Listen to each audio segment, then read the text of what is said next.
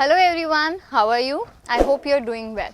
So today we are going to start with a new lesson, which is Kingdoms, Kings and Early Republics. So as we learned in the previous chapters that there were new settlements, cities, villages transforming, and these were led by rulers and kings. So how did they develop into kingdoms and how a republic was formed out of it, we'll see in this chapter. So what are we going to learn in this chapters are how some men became rulers. The Janpadas, what were Janpadas and Mahajanapadas? Taxes, what were the taxes and how did the system of taxes evolve? Changes in the field of agriculture, what were the changes in the field of agriculture? A closer look on Magad and a closer look on Vaji. There were two cities, Magad and Vaji. So we'll study in detail about what was life in these cities. So let's start. To begin with this chapter, let's see the story of Shankaran. Just like you, he's a small boy who woke up early in the morning to see that his grandparents, they were going to vote, and they were so excited and eager to leave for the voting. So they wanted to reach the polling booths first thing in the morning.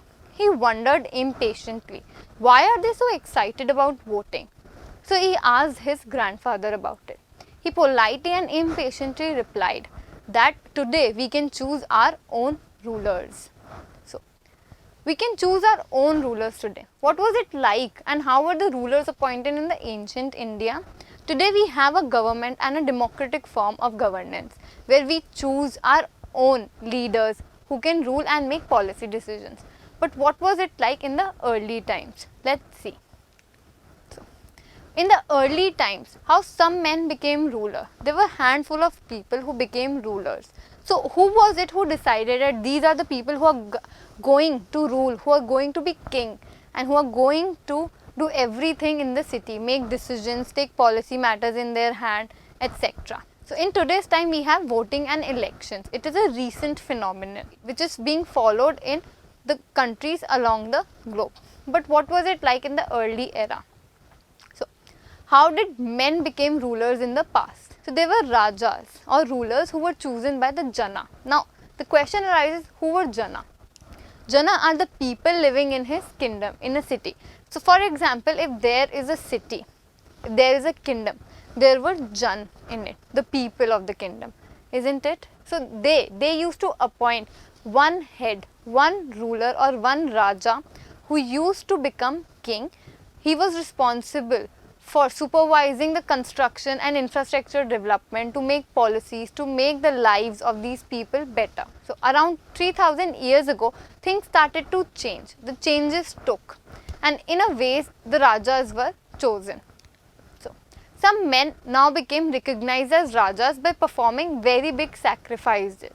So the powerful men who were chosen by Janas were now they used to perform sacrifices, big sacrifices. One such sacrifice was Ashwamedha Yagya, which was known as the horse sacrifice. As you can see in the picture, there is a person, probably a prince, who is trying to control the Ashwa or the horse to perform a sacrifice. Let's find out more about this Ashwamedha Yagya. So, Ashwamedha. Horses are in Sanskrit known as Ashwa. So, Ashwamedh is derived from the word horse sacrifice. A horse was let loose to wander freely around the kingdom. So there were kingdoms and he was left alone to wander around in search of food, etc.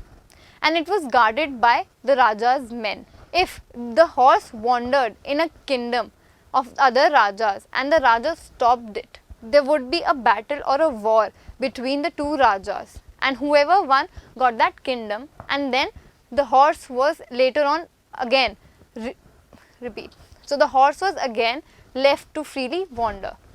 If they allowed the horse to pass, it meant that that Raja has surrendered to the main Raja who had left and let the horse wander to perform the sacrifice, and that Raja is the stronger of the two.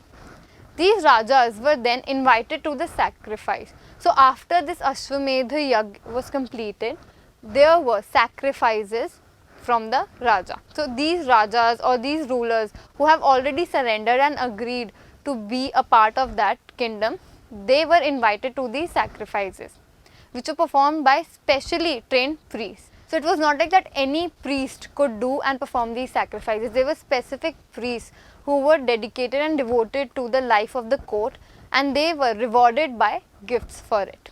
The Raja who had organized the sacrifice was recognized as being very powerful, and he became the empire or the ruler of all the kingdoms. And all those who came brought gifts for him as well. So, position of Raja. So, a central figure.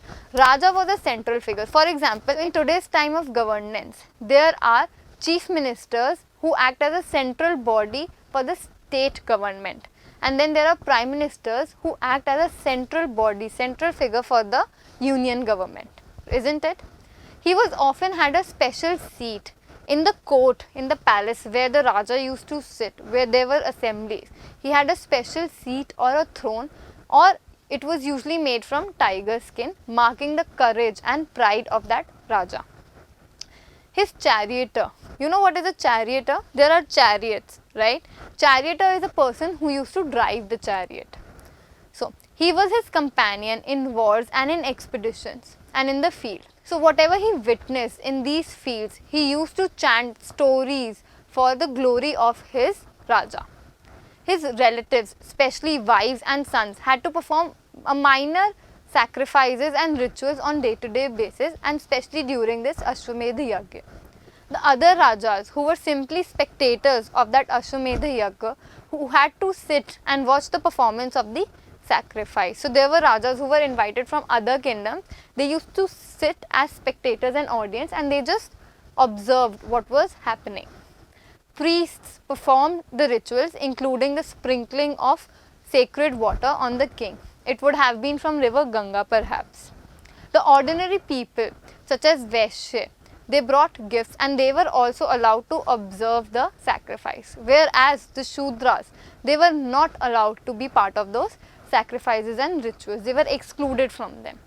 So, now, what were Shudras, Vaishyas and rulers? Let's have a look. So, as we discussed in the previous slide, that there were Shudras, there were Vaishyas, there were Rajas, of course. So, how did these separations come from? These are known as different Varnas. So, Indian subcontinent and Hinduism is guided by ancient book and Vedas. So, one such early Ved was Rig Ved. So, later on, after Rig Ved, there were a lot of other Vedas that were developed. For example, Athar Ved, Yajur Ved and Sam Ved. These were composed of priests who described how rituals were performed and how they used to be performed. What were the practices that were supposed to be taking place in a kingdom. They also contained rules about society. So, what were these rules? What kind of knowledge do they give us about the society at that time? There were several different groups in a society. So, these rules in the Vedas, they guide us on the stature and the social structure of the society. They tell us that it was not that everybody was living and belonging to the same community and group. There were different kind of groups in the society who were divided on the basis of occupation and what they used to do. So, these groups, they were coming from all the different backgrounds, different kind of occupations and different kind of economic status. Some were rich, some were poor and some were middle class. The priests divided people into majorly 4 groups, which were called Varnas. So, what are Varnas? Varnas are the different groups in which the society was divided in the ancient Indian time, and this is mentioned, this has a special mention in the Vedas. So, the 4 Varnas were Brahmins, Kshatriyas, Vaishya and Shudras. As you can see here, there is a flow chart showing you the 4 different and major groups of the society. The Brahmins, Kshatriyas, Vaishyas and Shudras.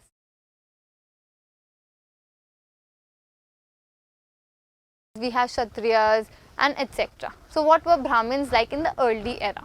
These were the people who were the most educated and intellectual at that time. They had the responsibility to get an education and teach people in return.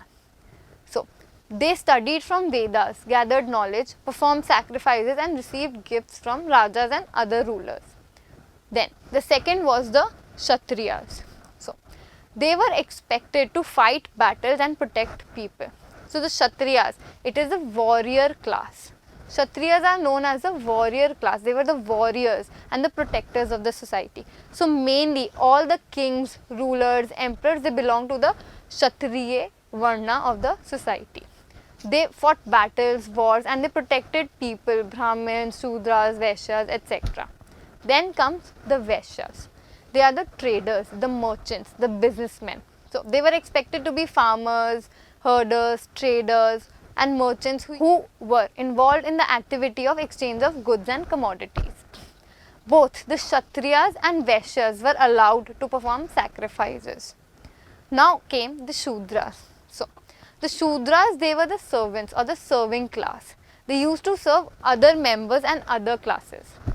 There were 3 groups and they could not perform any rituals. So the Shudras, they were not allowed or they were excluded from all the rituals.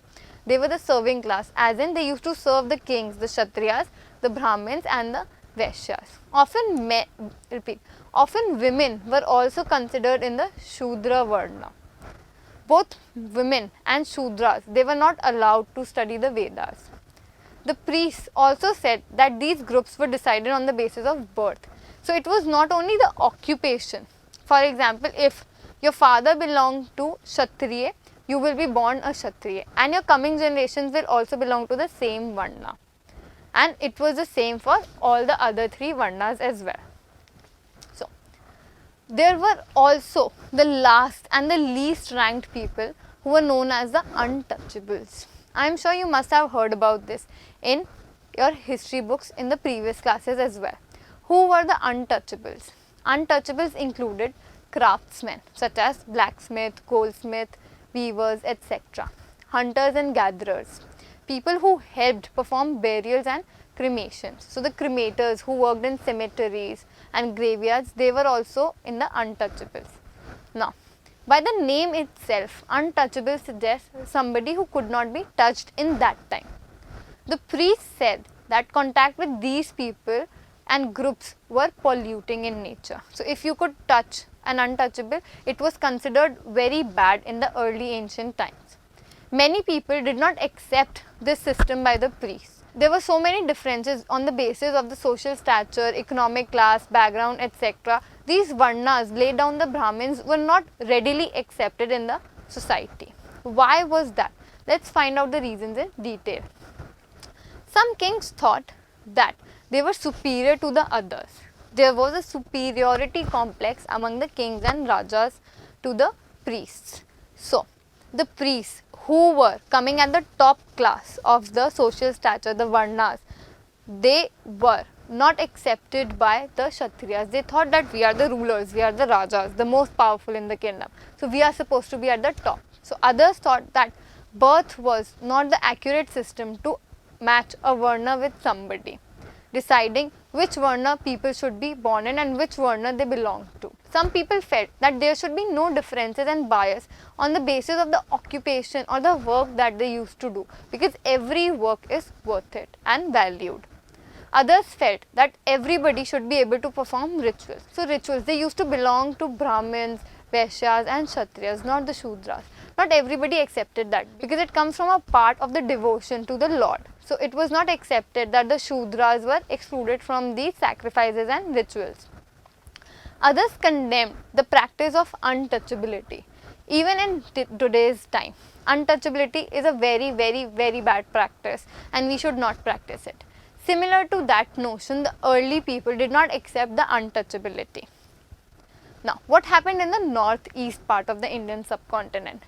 Since a major change and the Varnas and Jatis were considered in the rest of the Indian subcontinent, northeast was little different and modernized. Social and economic differences were not very sharp or strict, and the influence of priests was not that much, it was limited. They did not hold the most power to educate people. So there was lack of disturbance and the saturation in terms of Varnas and Jatis in the northern part of India. It was more flexible and liberal society. Now let's talk about Janpadas. What are Janpadas? In the early part of this video, we learnt about rajas, rulers and different kind of Varnas that exist in the society. Now, who were Jana? There is a Hindi word Jan that we use for people. Jan are nobody but people, isn't it? So, Jan were the people who were living in a kingdom. So, what was Janpada? Janpada was the kingdom of that person or the ruler. So, now, as the early humans and the Jan, they recognized the power of a Raja, they appointed a Raja, and the Rajas performed these big sacrifices to become the ruler and the king of that particular kingdom. These kingdoms came to be known as Janpadas rather than Janas. There were a lot of Jan, people living in these Janpadas and kingdoms, and these new Rajas had their kingdoms which are newly called as Janpadas. Archaeologists have found and excavated a number of settlements in these Janpadas and old kingdoms, such as Purana Killa in New Delhi, Hastinapur near Meerut. So, Meerut is a city in modern day India, and there is a city known as Hastinapur, which was a Janpada at that time. And Atranji Khera near Eta. So, these cities are in Uttar Pradesh. So, these people who lived in these places at these sites and these Janpadas, they found that these people lived in huts and kept cattle as well as other animals. So, they did not live in buildings or houses. They used to live in huts. And what they used to do was rearing animals such as cattle, goats, etc. They also grew a variety of crops. So, by nature they were farmers as well and agriculturists as well. They used to grow plants and crops such as rice, wheat, barley, pulses, sugarcane, etc. So, in this image, in this map, we have a map of Mahajanapadas. Now, what were Mahajanapadas? I will give you a brief. So, we had Janpadas, the smaller kingdoms, right? But some Janpadas became very powerful in nature. There were extreme resources, the ruler was powerful, the king was powerful, the people flourished, the trade flourished, they were rich. These came to be known as the Mahajanapadas. So, in the ancient Indian subcontinent, there were 16 major Mahajanapadas. Can you locate them? They are marked with a red dot. So, we have Panchal, Matsya, Kuru, Surasena, Vatsa, Avanti, etc. So, the people who used to live in these Janpadas, they used to make earthen pots. Some of these were grey in color and others were red in color. So, there were earthen pots or bowls which were made by these people. They were red or grey in color. One special type of pottery was found at these sites and it was known as painted greyware. Painted greyware. Now, the pots which were grey in color, they came to be known as painted greyware. These were extremely fine in touch. They were very fine, smooth and shiny. It had a very nice texture and smooth surface. Perhaps these were only used in special occasions. For example, in today's time, if some guest comes at our home, our mothers always take out the nice crockery, isn't it? So, it must have been the same in the earlier era. So, this painted greyware was used on special occasions only for important people. To watch the complete video, download the Upbind educational app from Play Store and App Store.